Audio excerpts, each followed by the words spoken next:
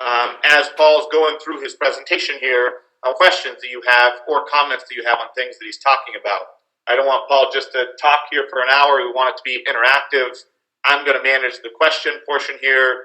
So he'll go through his presentation. As I see a relative question that comes through, I'll stop Paul and he'll address that question.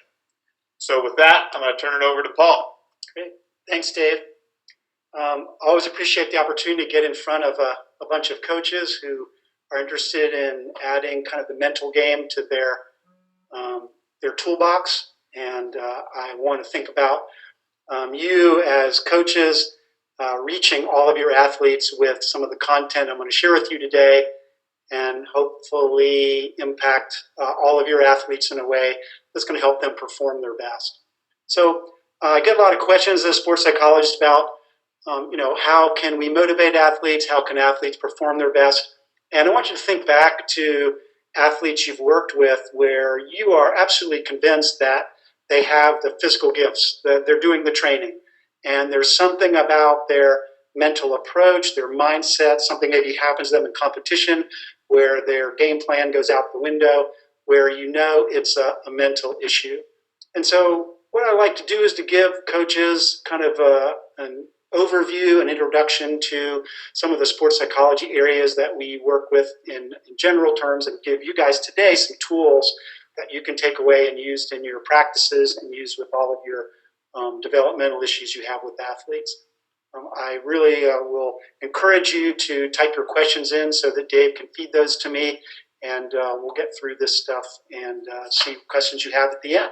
So great. Super. So want us to think back to kind of the things that affect sport performance. And the slide here I have is just very simple to get us to think about the relationships. The arrows are what I want us to focus on here. And I want you to think about, in your work with your athletes, your arrow that you emphasize. What is the most important thing? So for many of you, it might be this one, the coach-athlete arrow. And for others, it might be the coach of the environment. So how do you interact with the officials? How do you interact with teammates? How do you create a culture for your athletes so they can perform their best? That's the environment you create. And then also think about the athlete in the environment. Do some of your athletes do really well in practice, but not so well in competition, doing the same skills you see them do day after day? Throwing a ball from the outfield, the infield, a soccer goalie throwing a ball 3/4 of the length of the field. These kind of things are how athletes perform in the environment. And so what you see here, the connection to the center, all of these things, these arrows, the interactions, impact the athlete performance in the middle. So when they're actually out doing their competition, what is it that affects them? So yes, we're doing the physical training, but today I want us to focus on, obviously, kind of the mental training part of it. I talk about the mental skills that go along with the physical skills that you as a coach are practicing and working on. And then the last thing I'll say about this slide is how much time do you spend focusing on the physical aspects of your sport in training? And a lot of coaches report back to me, 70, 80+%. And I always ask the question, okay, when it comes to competition time, what do you think is the main contributor or factor affecting your athlete's performance? And especially if athletes are not living up to your expectations of them, often there's a disconnect there.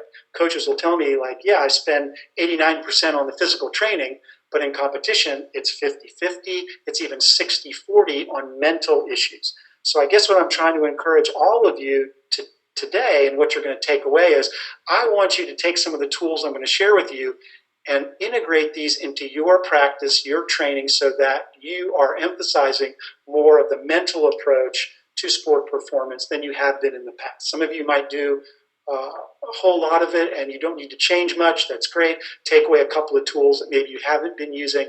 But for the vast majority, I'm guessing there's a lot of places that you can integrate this stuff. So here we go. And Dave, can I do a pointer? Do you know if can we get that to work? Yeah, I don't know, can they see that? Mouse. And then we don't know if they're seeing the pointer anyway, so it might still not be okay. Yeah, they should be able to see this that. pointer Okay, now. great. I'll drag that off the screen so that I need it. Yeah. I get it when I need it. So here are some of our competitors, and Dave told me that majority of you would be baseball or soccer coaches. But I just want you to think about our different competitors, the different environments that they're in, and kind of how they're affected by what happens to them, good or bad. So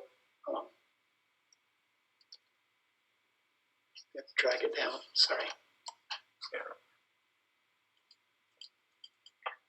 So the next slide I put up is what I call the continuum of success. But you have to get out of that tool maybe to be able to scroll down.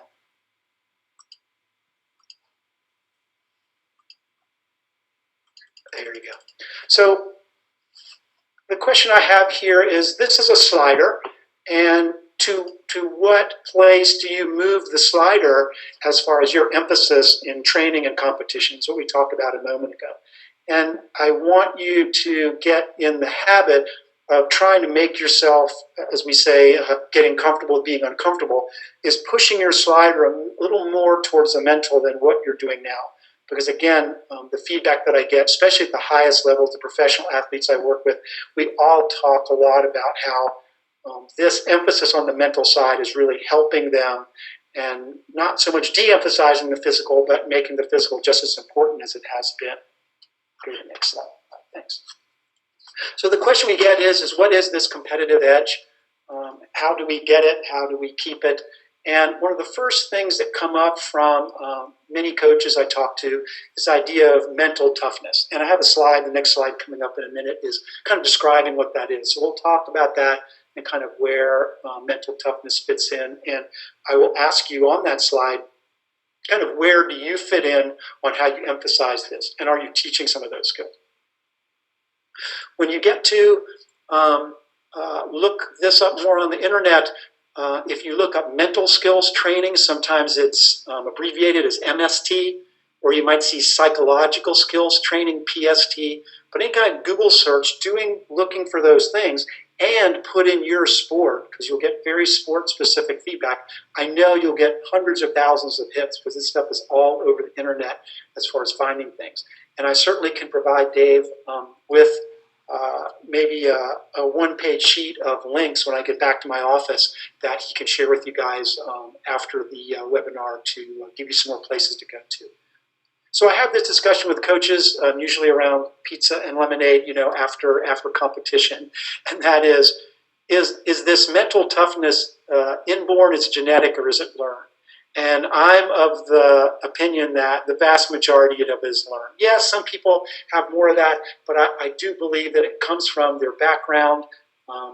As we know, many athletes, some of us ourselves as former athletes, we came up through some adversity, and what we learned about ourselves and how we operate in that environment was crucial to us getting the mental toughness that we needed to train at a high level.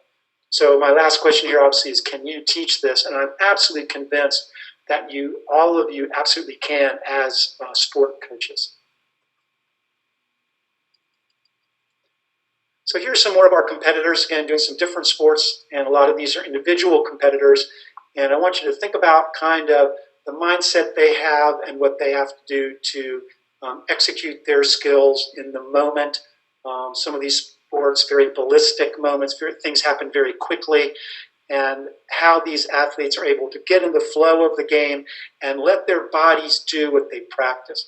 Very often, talking with athletes individually, in my individual work, I get them to realize that in competition, they sometimes have to get out of their own way to perform their best. That their mental blocks, what it is they're thinking about, them being distracted by what is the coach going to think, is coach going to sub me out if I make a mistake, all these kind of things, they are distractions. And getting the athlete to focus on their job, the moment at hand, and what it is that they need to do. So what is mental toughness? And this comes from some of Jim Lair's work in mental toughness training. But he's a sports psychologist, works in the business world, and he gives us a list that I've expanded a little bit. And I want you to think about these in terms of not just your best athlete on the team, but even your most mentally tough athletes, and how can you sometimes get those to overlap a little more? Because often my coaches will tell me that their most their most mentally tough athletes will not often be their best athlete on the team, their most physical athlete. So we'll talk about that. But the self-motivated and self-directed, I think you can teach some of this, getting athletes to realize that it is up to them.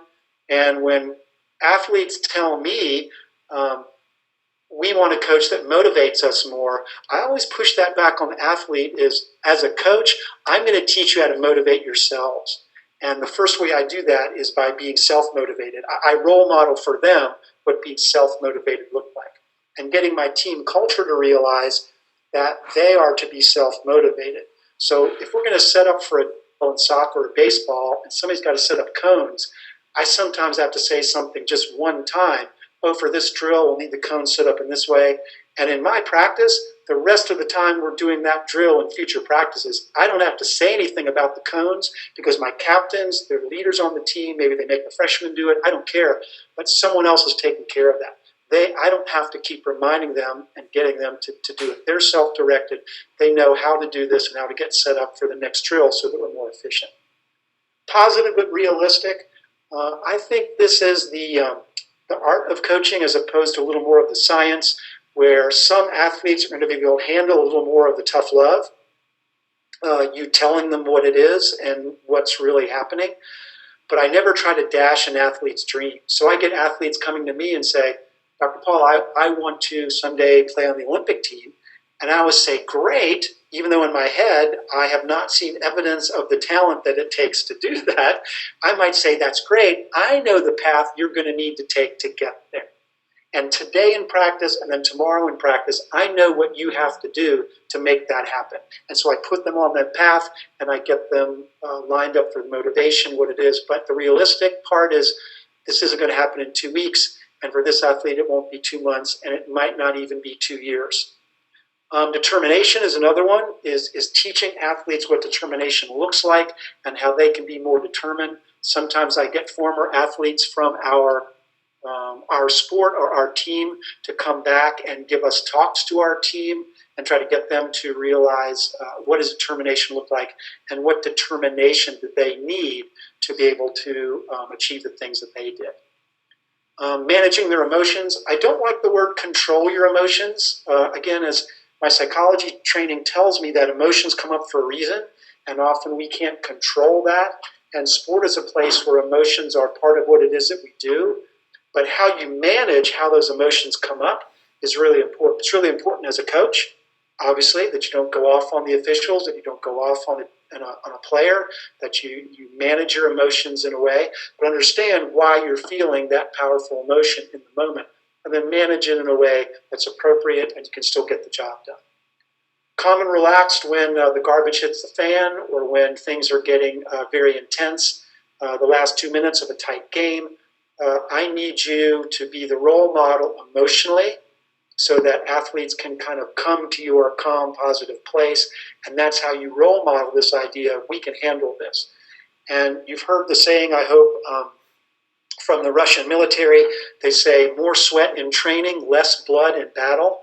And what I take from that as a coach is the harder we make training, the more challenging, more difficult, they'll be able to handle any situation in competition that may come up.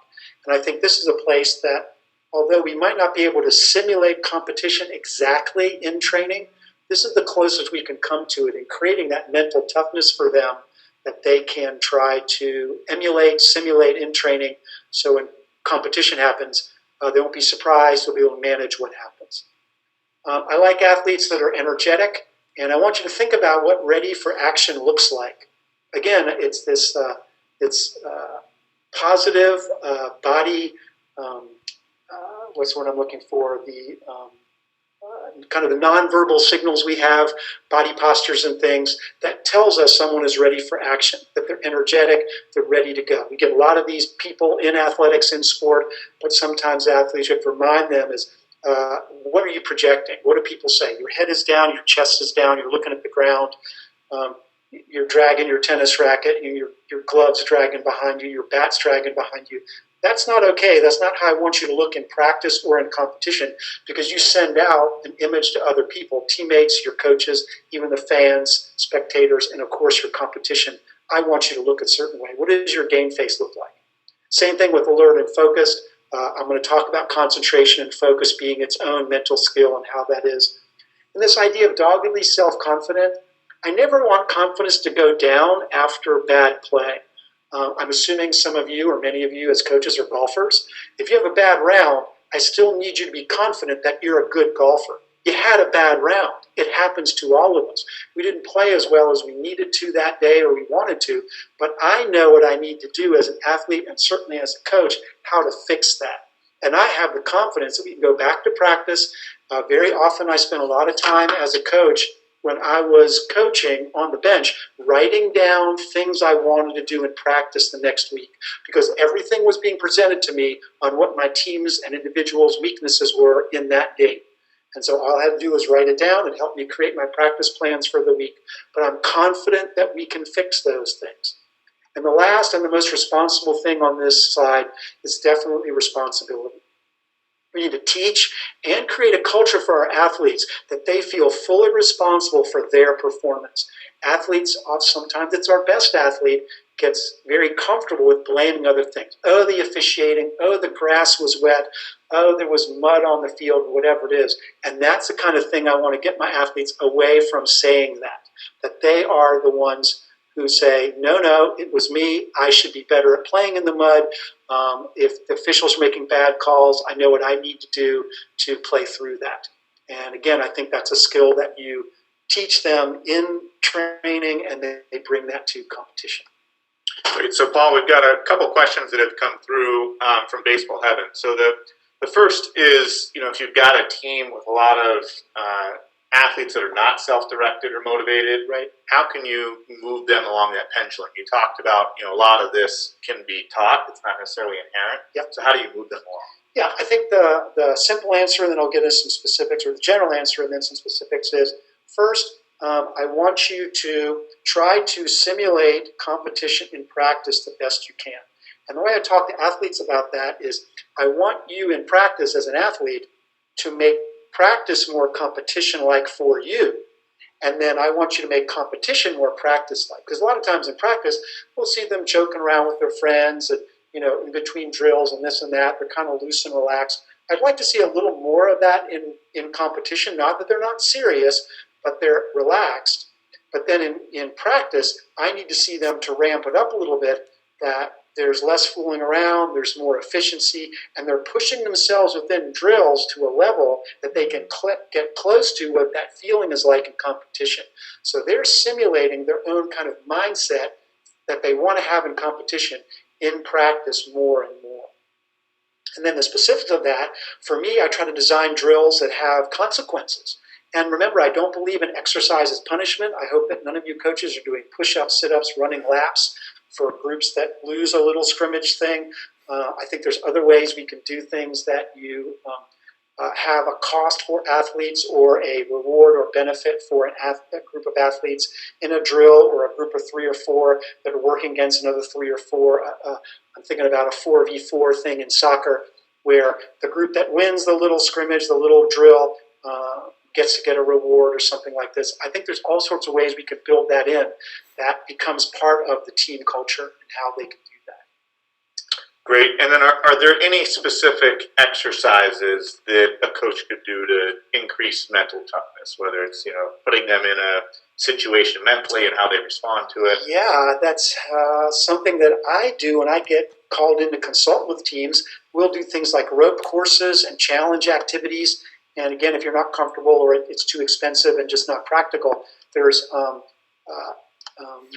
the challenge activities that you can find on the web are really great things you can weave into practice. So you can look up team challenge activities. You can look up high ropes courses, low ropes courses on Google searches, and then look for different activities and exercises those people do. And using just some small equipment, sometimes some ropes or some blindfolds and things, you can create a lot of challenges for your athletes.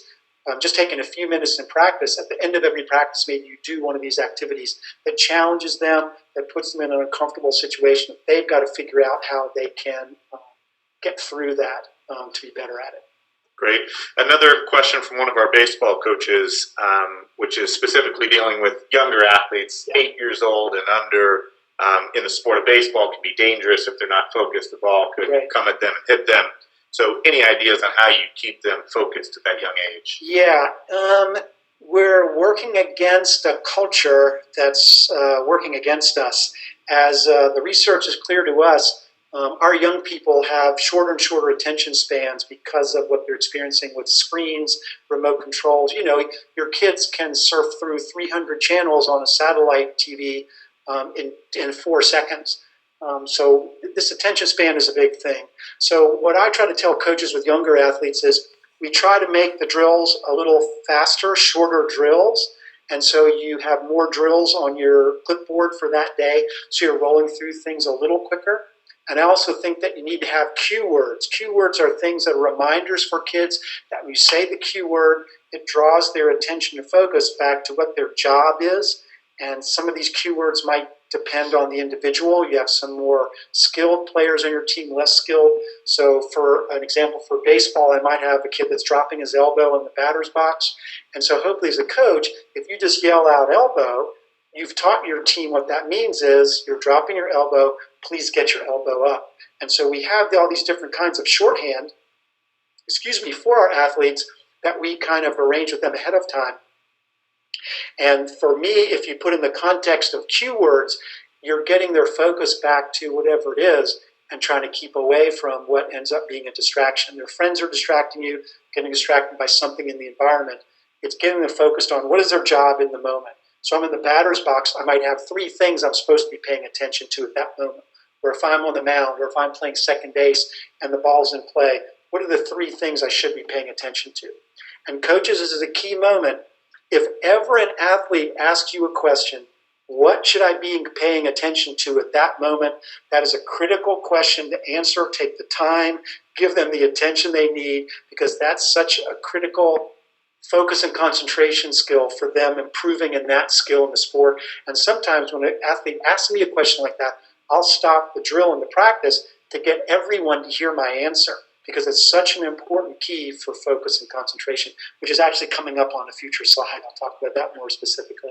Great. The last question before we go to the next slide, somebody wrote in about the idea of not having physical consequences. Yep. And so I was just wondering if you can elaborate on why they shouldn't have kids run or do push-ups for that. Yeah, so it's pretty clear coming from the physical education world, and we've been pretty slow to adopt it in sport because fear works as a motivator.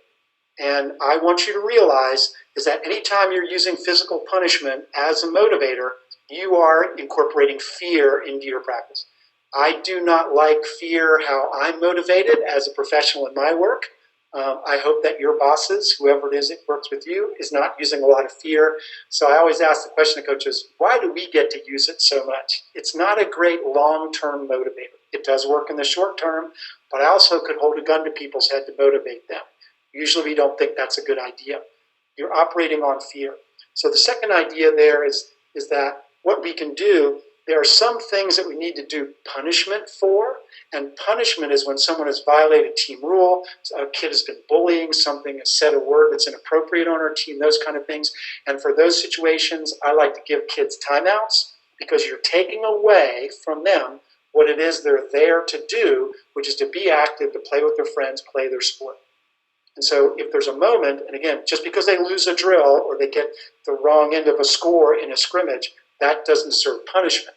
I like to give rewards to the people who earned that so that the people that are on the losing side can see if we play better, if we improve, we'll get to have that perk, whatever. And the perk can be small. It could be, okay, that group, you guys won the scrimmage, you won the drill, you get to decide what the next drill is. So pick your favorite drill. I mean, it sounds silly, but the kids get into that because they know it's their favorite drill. They enjoy doing it. I know, coach, it's not on your clipboard for today. Please get over it. But as soon as that drill is over, you can go back to your clipboard and what you had as a practice plan. But again, it's just one small way that you can get them for buy-in, that they get excited about what it is they're going to do. Great.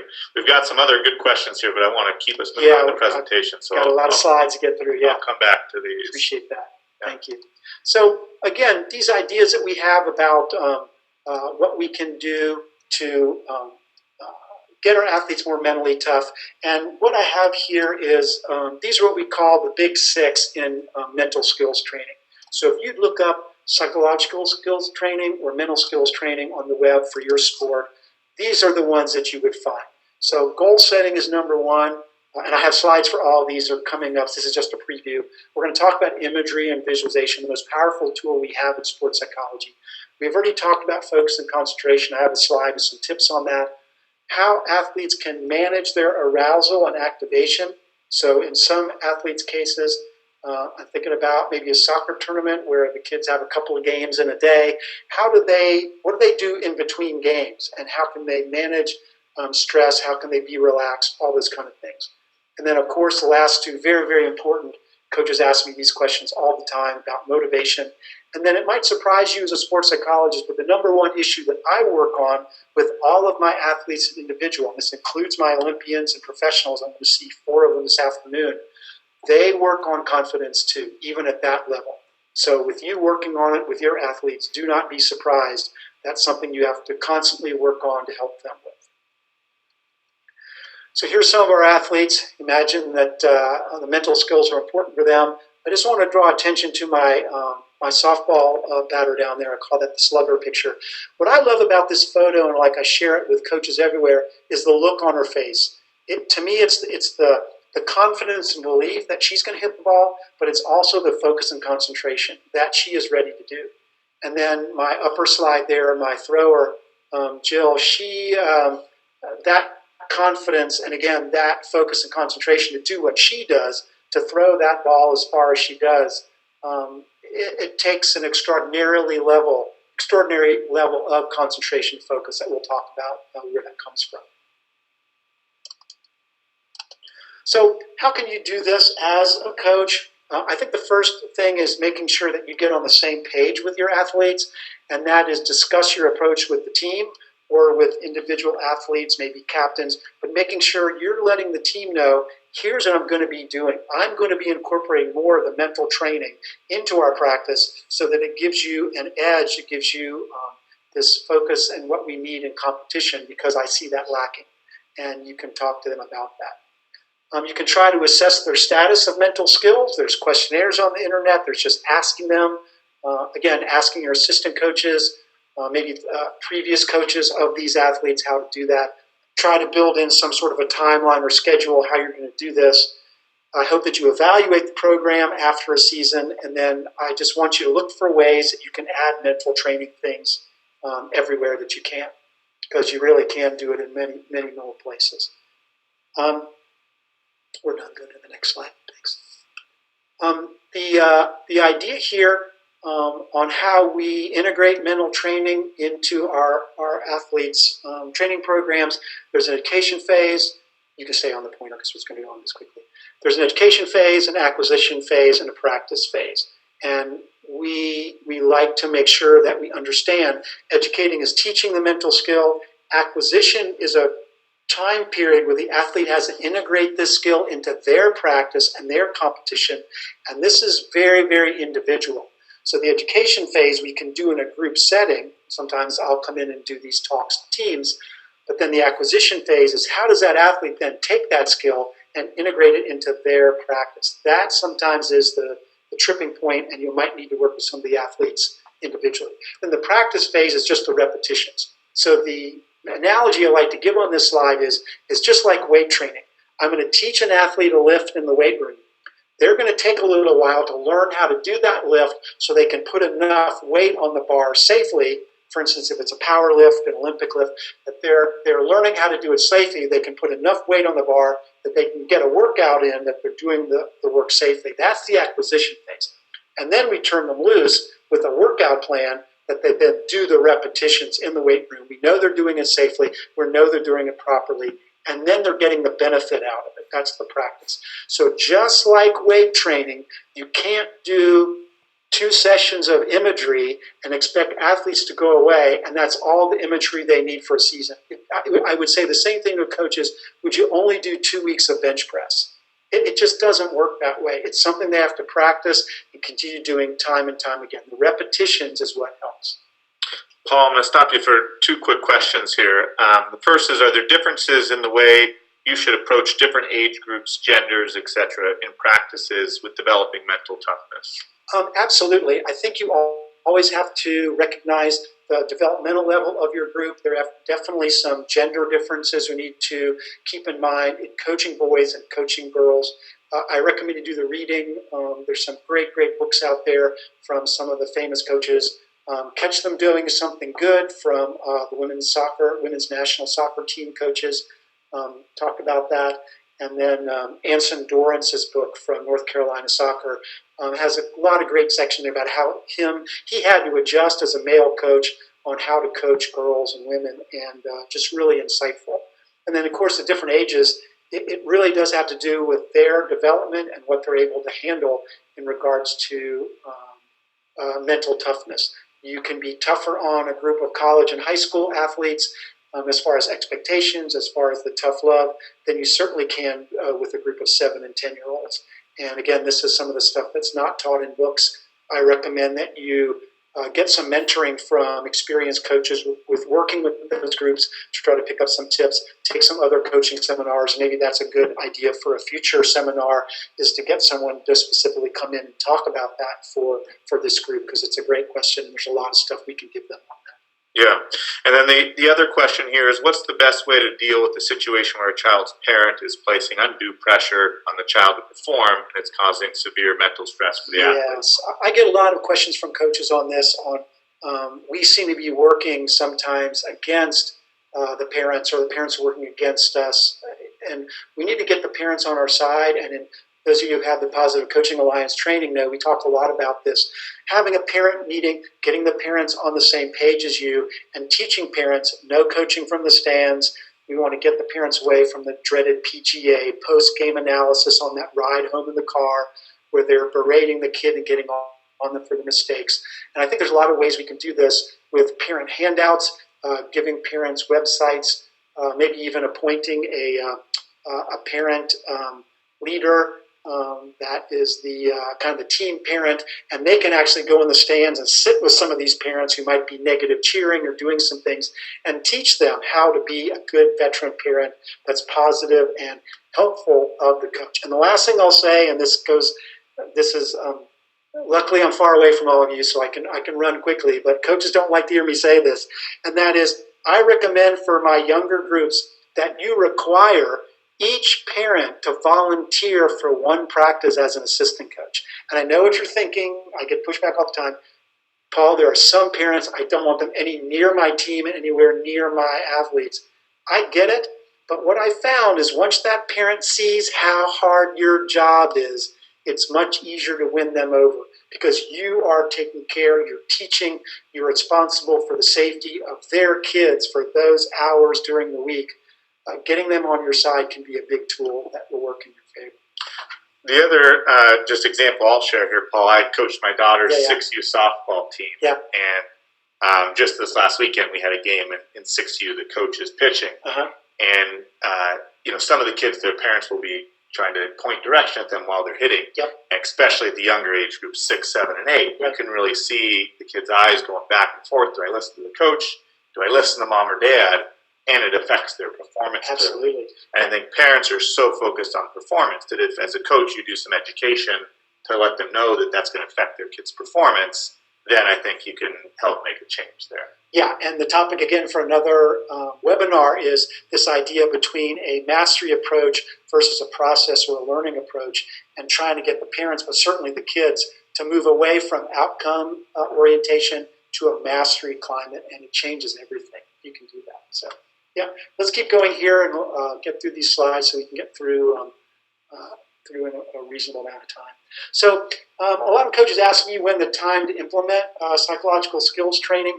And for me, if you have an off-season, preseason, those are ideal. But I know sometimes in the club sports, some of you are going year-round, which really not. If there's a downtime from your competition season, that is ideal. Mid-season, when you're having problems, that's not always ideal, because sometimes it can take away from what you really need to be focusing on, which is fixing the crisis or whatever happened on the team.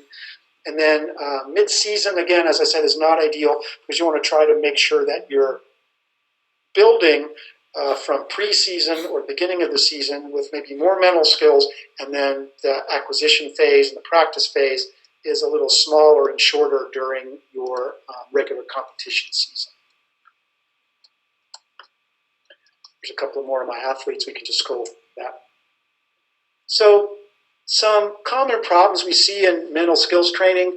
One is lacking conviction from the athletes, but I have to say in my world, a lot of this has been lack of conviction from coaches. If the coach doesn't buy in to teaching these mental skills, or maybe you as a head coach and your assistant coach doesn't buy into this, that can undermine what you're trying to do. So again, I think it's important we take the time to get on the same page and to see where we are so that people are understanding why we're doing it. The number one pushback I get as coaches on why they don't do this is lack of time. I don't have time, Paul. I don't want to take time away from my physical training because that's what it's all about. I disagree.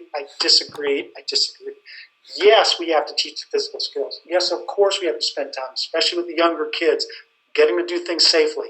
But I'm convinced you always can weave in some sort of mental skills training in little ways on how to do that. Of course, one of the issues sometimes are coaches that aren't really confident in their own sport knowledge. That makes it more difficult to design drills and makes it more difficult to design drills that incorporate these kind of challenge activities and scrimmage things that are more competition-like. So again, I recommend if that's you as a coach and you don't feel confident, can you get an assistant coach that has more experience in just the sport part? And for my adult coaches out there, I found to be really useful to use a high school athlete or a college athlete from that sport to be an assistant coach. One, you're a lot closer in age to your youth sport athletes, and also the sport knowledge they bring in, just as far as drills and things, can be really beneficial to you if you haven't coached that sport, or especially if you've never played that sport yourself. And the last problem I'll talk about is lack of follow-up. As I said, sometimes coaches will find a couple of drills off the internet, they'll implement them once or twice, and then the team never sees them again. And as I said before, it's a little bit like going in the weight room and just doing 2 weeks of one exercise in the weight room, and that's all you do. That's a waste of time. So we want our athletes to be practicing this quite a lot. Some of the myths that we see in these psychological skills training, it's definitely a myth that is difficult to implement. I hope that I've gotten that across to you today, that it is something that you can implement in small chunks, that's easy for you to bite off as a coach, to integrate slowly into your coaching. Some people believe that mental skills are unchangeable. What kids come in with is all they have. They'll never get mentally tougher. I completely agree with that. I already talked about the time issue. You don't have to take very much time away from physical practice. Make your practice more efficient. You go from drill to drill, and you can weave these things in. I get coaches referring athletes to me who need sports psychology, and they think it's only for the athletes who have problems. I believe that just like the physical skills, every athlete can improve on the mental skills.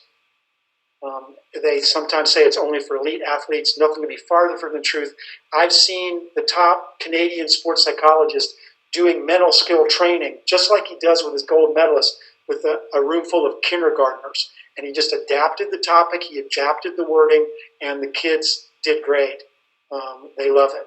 And then, of course, people saying that it's not useful. Absolutely nothing to be farther from the truth there.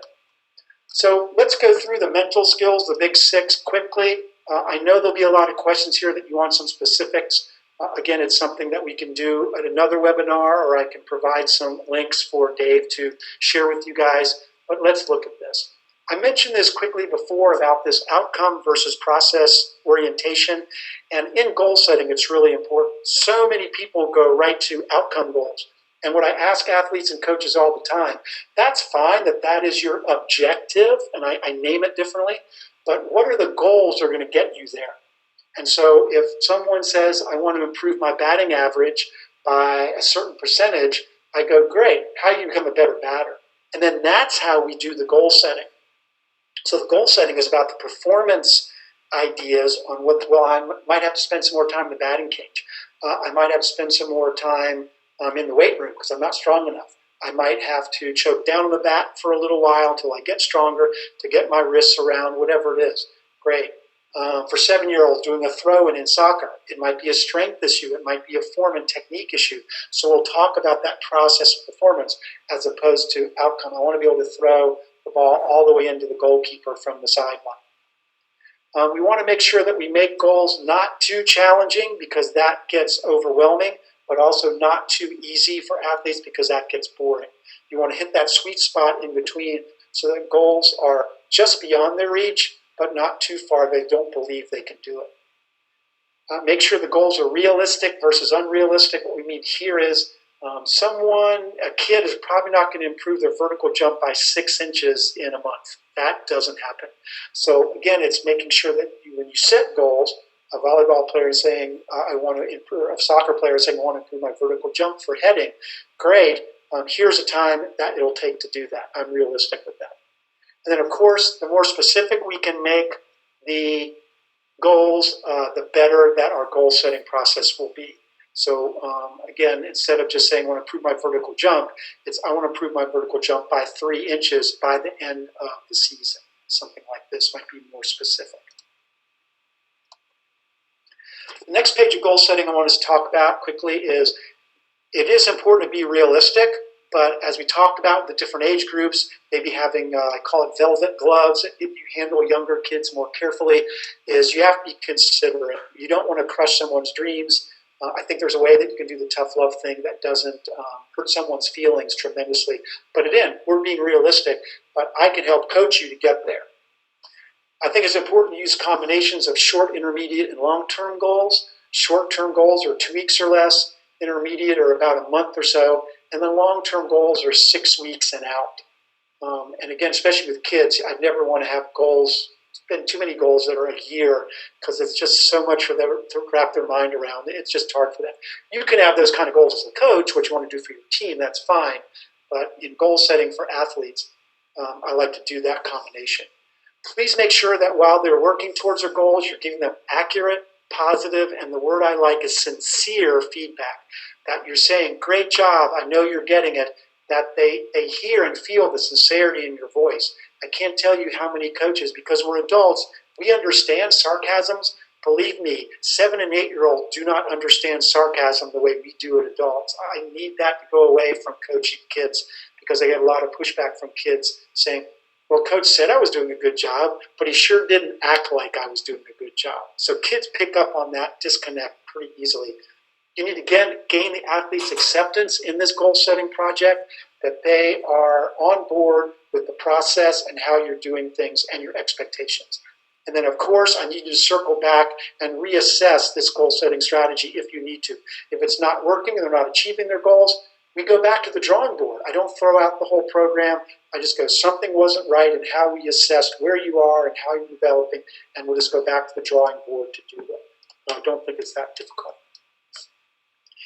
The next, and I think is sometimes one of the most important tools that we have as sports psychology, is imagery and visualization. These are not synonymous terms, so be careful how you use these in Google searches to look for tools and things that you want to find on the internet. And again, make sure you do this search for imagery and visualization for your sport specifically. It's very important. So we can image to do mental practice. It's like acquiring new skills. So even if I haven't done a skill yet perfectly, like dribbling a soccer ball between defenders, I can have kids image it. They see themselves doing it perfectly. You also can do pre-competitive rehearsal where we've played that team before. We know how they play against us, and they would think about baseball. So I'm going to image myself in my uniform in their their home environment, so the visiting dugout, exactly what their field looks like, and image myself performing at my position on the field perfectly, even if I've never done it before. I always want athletes to include a success imagery, so they maybe end an imagery session seeing themselves being successful, seeing themselves enjoying the process. I talk to baseball and soccer about image yourself getting the dog pile at the end of the championship game and how much fun that would be. And then sometimes I don't do this very much, especially with my older athletes, it's better, is coping strategies. So negative things do happen. And so how can they image what they'll do to manage the emotions when something happens.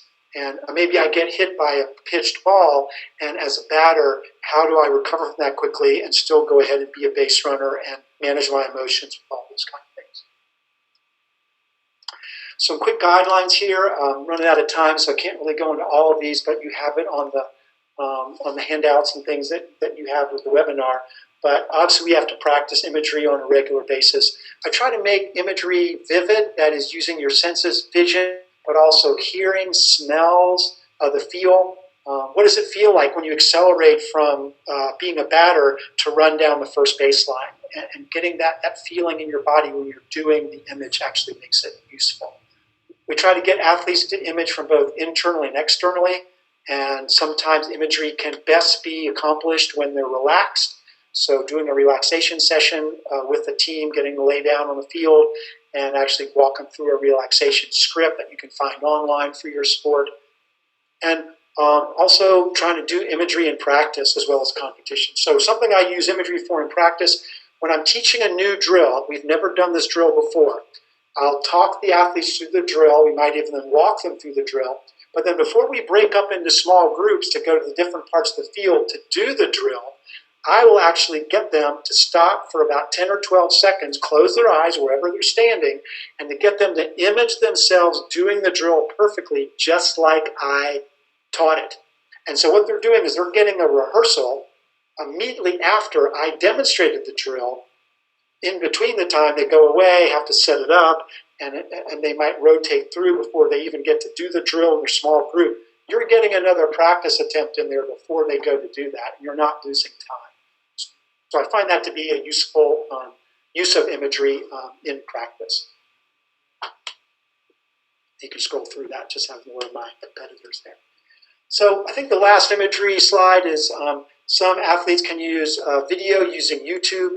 If you cannot demonstrate a skill perfectly for athletes, then find YouTube video, maybe a professional athlete demonstrating particular skills. You can show that to them because that's what I want them to image.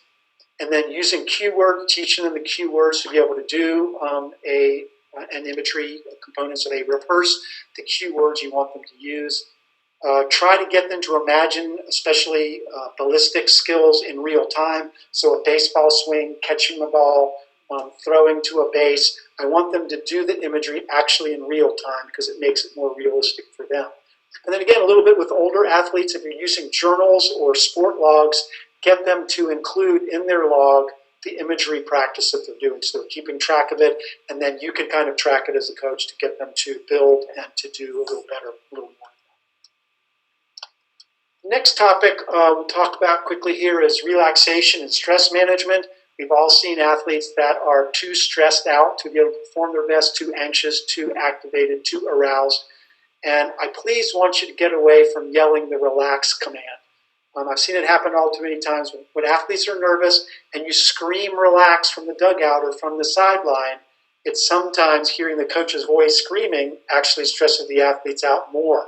So you want to try to find a way, a keyword that gets them to kind of drop their shoulders, relax some of their physicality, even while they're running, or in soccer or running around the bases, but they're able to relax. We sometimes find that the reason they're too over-aroused is they're focusing too much on themselves and their performance, as opposed to, as I said early in the webinar, getting out of their own way to be able to perform their best. So one of the ways we do that is getting them familiar with the task. They'll get more relaxed the more they've done a skill. You've heard the 10,000 hour rule, whatever you believe about that, but the more they practice these tasks, they get more automatic, they don't have to think about them as much, and they will get more comfortable with those. When you're talking to the team, I don't like you emphasizing the record. Oh, we've lost the last 2 games, we have to win this one. Coach, everybody knows that. You don't need to emphasize that. Talk about what they need to do today to win. To me, that's coaching. And then I talked about already simulating competition in practice. How you respond to injured athletes can reduce stress also for the athletes who aren't injured. A lot of athletes are afraid of getting injured because of how they're treated by their teammates and their coaches. So to me, I always want to create a culture where injury is a part of sport. We understand it, and we treat those athletes with inclusion and try to respect what it is that they're going through. This relaxation and stress management stuff is very individual, so you might have to develop some strategies for them so that they are individualized. And then, of course, all this stuff will build confidence for them. And athletes are going to make mistakes. Mistakes are part of learning. Skill errors happen in sport. I need you to not get on athletes for making errors. As long as they're not fooling around, that's not what I'm talking about. I'm talking about a normal error and mistake that a 7-year-old makes, kicks the ball to the wrong place. They didn't mean to do that, coach. And if they did, then that's a different issue, and that might require some time out and some punishment. But as you understand, normal mistakes are where they learn from. So that's a key component here. Some things you can give to your athletes. I like to get them to remember to focus on what they can control. Because remember, I can't control the umpires. I can't control the referees. I can't control the weather. I can't control the wind, the mud, anything like that. What I can control is my effort, my enthusiasm, my attitude, my motivation. And I keep reminding them of that in practice. That's why I always say think practice. If they're getting a little out of control in a game, what would we do in practice situation if this challenge or this thing had come up? Again, I want you to try to see if you can simulate some of those things. Another thing, when talking with athletes, sometimes I'll say, well, what's the worst that could happen here? You miss a goal in a penalty shot. You strike out. Well, guess what? That's going to happen to you a lot because it's part of the sport. And to me, working through those moments, realizing that you can have a positive attitude even through bad things happening. I want to get away from the kids that are the drama queens, the oh, woe is me, I made a mistake. They're drawing attention to themselves. That sometimes is a defense mechanism. They're trying to save their identity by drawing the attention to them. Oh, I made a mistake. Sometimes it's your best athlete. When they need to get over that and keep playing. I need to get back on defense when you just missed a shot.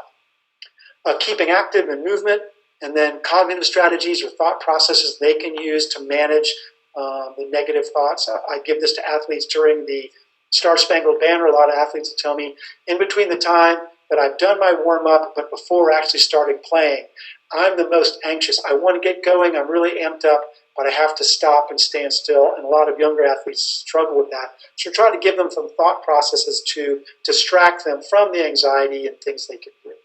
One of the first things I tell athletes is breath control. Getting in touch with your breathing is a really powerful tool that they can use to try to manage that anxiety that comes up. That's the majority of what I wanted to cover today. I hope that we can get some questions in the last few minutes here. I want to thank you for your time and attention and everything that you do in sport with athletes. It's really appreciated. And I hope that we can turn this into a dialogue that through the organization and through Dave, that any way that I can serve to provide you guys with more information, I'm happy to do that to get you having a better performance, but certainly integrating more of the mental skills into your day-to-day practices and competitions. Great. Paul, we do have a couple questions, so I do want to get to some of those. So Absolutely. One question here, are there resources for coaches to use in order to practice their implementation of MST? How can coaches get better and more comfortable implementing this? Yeah, great question. There actually are a lot of resources. I think the best place to start is always through your national governing body. So I know that USA Baseball and certainly all the different organizations that oversee soccer, so yes, USA Soccer and all the youth soccer organizations, they all have coaching materials that are specifically organized for mental skills training. So that'd be the first place I would start within your organization. And then next, there's all these coaching sports psychology books and even coaching education books that'll have a chapter on sports psychology. They're all over the place. I certainly can give Dave some recommendations in an email I'll send him when I get back to the office that gives you just some links, just some books that I really like. And even our friend Jim Thompson at Positive Coaching Alliance, there's some great books there through PCA that they sell that, again, have these mental skills and how you can implement them into your coaching and training. I guess that was a soft toss, because that question actually came from someone who works at the USOC. Oh, that's so you right. recommending the USOC was perfect. Yeah. So here's a question from Michael. What are your thoughts about punishing the whole team for a player's lack of discipline in practices? Example, making the whole team do burpees because one player was purposely not following directions? Does this help the team build their own discipline, or is this a method that you would build up resentment towards the coach, in your opinion? Yeah, the second one. I think that you are losing respect in the player's eyes if that's what you resort to. So, there's almost no other place where we do this. We don't do it in education. You don't do that kind of punishment in the workplace. Gosh, I hope not. I hope your boss doesn't do it to you.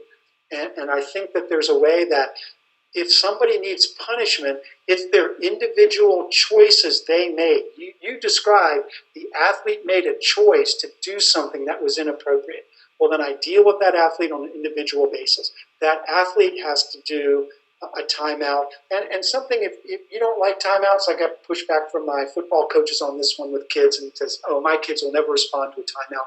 I disagree with that, but that's fine if you disagree. Then to me, have the athlete do a chore. So for instance, in baseball, what I have them do, I look at the kid in the eye and I go, okay, you need a timeout.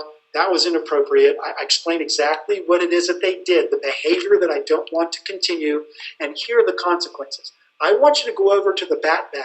I want you to empty the bat bag out. I want you to take a rag. I want you to wet it. I want you to wipe every bat. I want you to shake out the bat bag and get all the dirt out, and then put all the bats back in. And when you complete that, you can come back in the drill and we'll forget this happened. And for me, it's a chore. It is punishment because they're not doing what it is they want to be doing. If this is an athlete that's a clown on your team and they're going to do it and try to get attention, then I put them behind the bleachers to do it where they're out of visual range, where they can't get attention from their fellow athletes. But once they do the chore, that athlete realizes that that was punishment. I'm not supposed to do that thing again. And I actually helped the team by doing that chore. I cleaned off the bats. And to me, it's making that part of your team culture. Or they have to go carry the cooler and refill it from the hose at the end of the day. Whatever it is that's a chore that can just take a few moments. And remember, the timeout has to be age appropriate. I would never do a 5-minute timeout for a 7-year-old, and I wouldn't do a 30-second timeout for one of my college athletes because it won't work. So again, you have to make the length of the timeout and the chore that you do appropriate. I do know with my college athletes, we have a team room, and I remember the coach having to punish a group of athletes that violated a team rule, and they had to completely clean the team room, rubber gloves, Windex, scrub the toilets and everything. And what ended up happening on the team completely without the coach's intervention, the captain said, we're all going to go in and help them clean the team room. And look what you created by making that moment happen. It was a team bonding activity. They were laughing, they were joking, they had fun while they were doing a chore. And when the day was done, they all realized they did something for the team, which was have the team room clean. But the athletes that weren't involved were able to support their teammates who were being punished. I just thought it was a brilliant thing from that coach. And I challenge all of you to be creative in getting away from punishment for these things. Exercise punishment, because I know it's an easy go-to, and I know all of us do it because we did it too. And that's the culture I want to change. So Great. Thanks for letting me answer that one. Paul, we're at an hour mark here. I know there's other questions, so we'll send some of the responses via email here. But I want to go back, actually, when we first met 15 years ago, the first presentation I heard you give, one of the big problems you cited in youth sports was the volunteer coach model. Yeah. You've got coaches that are not dedicated to their craft. And I think that's one of the special things about what Steel Sports is building here is that all of our coaches are paid coaches. Yeah. We have about 380 coaches in total across the portfolio, and every one of them are paid. So they're really dedicated to improving and offering the best youth sports experience. And so we'll share this presentation, everything you saw here, we're going to send out via email. And then also, I gave a plug for Slack earlier. I encourage you to get some dialogue going there. I'm going to invite Paul to be a member of our Slack community. So if you've got specific questions or you want more resources, he'll be able to communicate that to the entire team. And then the last thing that I want to point out here is after this webinar ends in a minute here, you're going to get a survey with some questions and solicitation for feedback. I encourage you to spend 2 or 3 minutes going through that. After the Dusty Baker webinar last quarter, we got a lot of feedback that you wanted an expert in sports psychology. And that's how we got to having Paul here to lead today's webinar. So we'd love to hear your input on what you'd like to have as a future topic, and any other feedback that you've got for Paul. We'll share some of the feedback with him. So Paul, thanks again for sharing your time with us and helping all of our coaches learn from all the knowledge you have in sports psychology and how to have youth sports be a better experience for kids and changing the culture in youth sports. Great. Thank you. And Dave, I always appreciate the opportunity to get in front of coaches and share my knowledge and expertise and what I know works with people who are going to go out and use it. So I appreciate the opportunity. Thanks. Great. Good luck, everyone, with your summer season. Talk to you soon. Bye-bye.